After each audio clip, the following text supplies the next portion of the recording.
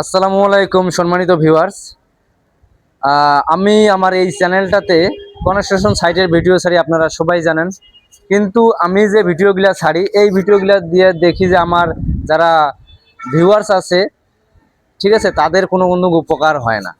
আমি একটা জিনিস চিন্তা করে দেখলাম যে আমি ভিডিও থেকে ঠিকই ইনকাম করতেছি, ডুয়েট ভিডিও করতেছি, ঠিক আছে, ডুয়েট ভিডিও করে যারা আমার অডিয়েন্স আছে তাদের কিন্তু কোনোই লাভ হইতেছে না, বরঞ্চ অথচ কিন্তু আমি ঠিকই ইনকাম করতেছি।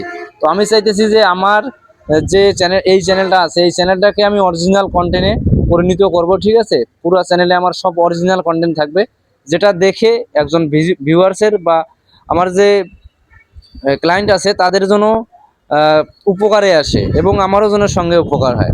আপনারা সবাই কিন্তু ডুয়েট ভিডিওগুলো বেশি দেখেন, দুইবার করে দেখা হয় যেন কিন্তু ওই ভিডিওগুলোতে ভিউ বেশি চলে আসে। আপনারা অরিজিনাল ভিডিও যদি বেশি করে দেখেন তাহলে সবাই কিন্তু এরকম অরিজিনাল ভিডিওই ছাড়বে, ঠিক আছে। ডুয়েট ভিডিও দিয়ে যারা ভিজিটর আছেন তাদের কিন্তু কোনোই লাভ হয় না, লাভ কিন্তু আমাদের ভালোই হয়, ঠিক আছে। আমাদের কিন্তু ওই ভিডিওগুলোতে ইনকাম বেশি হয়।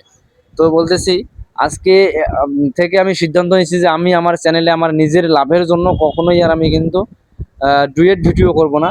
আমি চিন্তা করব যে আমার যারা অডিয়েন্স আছে, ঠিক আছে, তারা যেন আমার অরিজিনাল কন্টেন্ট পায় কনস্ট্রাকশন সাইট বিষয়ক, ঠিক আছে, এবং সেই কন্টেন্ট দেখে তারা যেন উপকৃত হয়।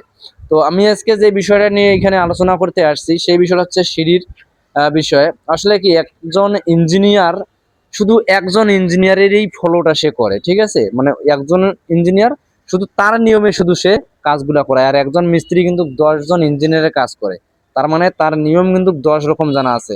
এর মধ্যে যদি সেই মিস্ত্রিটা জ্ঞানী মিস্ত্রি এবং ভালো মিস্ত্রি হয় তাহলে কিন্তু সেইখান থেকে সে বেছে নিতে পারবে যে আসলে কোন ইঞ্জিনিয়ারের নিয়মটা কিন্তু সবচেয়ে ভালো, ঠিক আছে।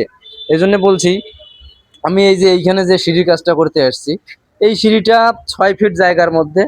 এখন এই সিঁড়িটা 6 ফিট জায়গার মধ্যে, এখন আউটসাইডে কিন্তু আমাদের একটা কলম আছে, 10 ইঞ্চি কলম। এই কলমের কিন্তু একটা ভীম আছে।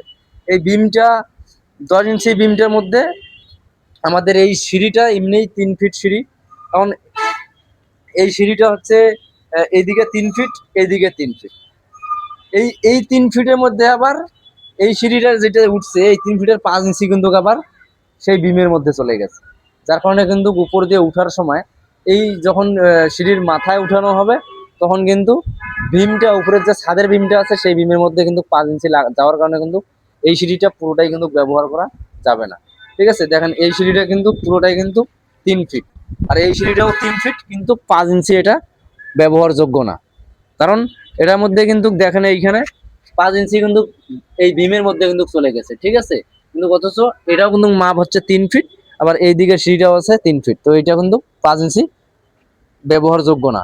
এই জন্য আমি চাইছিলাম যে এই সিঁড়ি দুইটাকেই আমি সমান ভাগে ভাগ করে দিতে চাইছিলাম। জায়গা কিন্তু খুবই ছোট, মানে একটা রুমের জন্য, শুধু 4 তলা ফাউন্ডেশন, একটা করে রুম প্রত্যেক তলায়, ঠিক আছে। তো আমি চাইছিলাম যে দুইটাতে সিঁড়িটা ভাগ করে দেওয়ার জন্য। এটা ইঞ্জিনিয়ার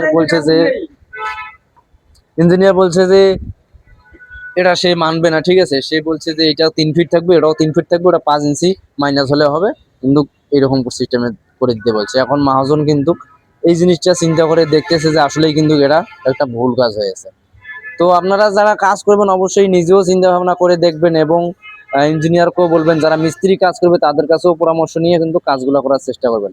আর অবশ্যই এরকম সাইট কনস্ট্রাকশন সাইটের ভিডিও পেতে বা আমার কাজের এরকম আরো অন্যান্য ভিডিও দেখতে অবশ্যই আমার চ্যানেলটা সাবস্ক্রাইব করে একটা লাইক দিয়ে যাবেন। ধন্যবাদ সবাইকে।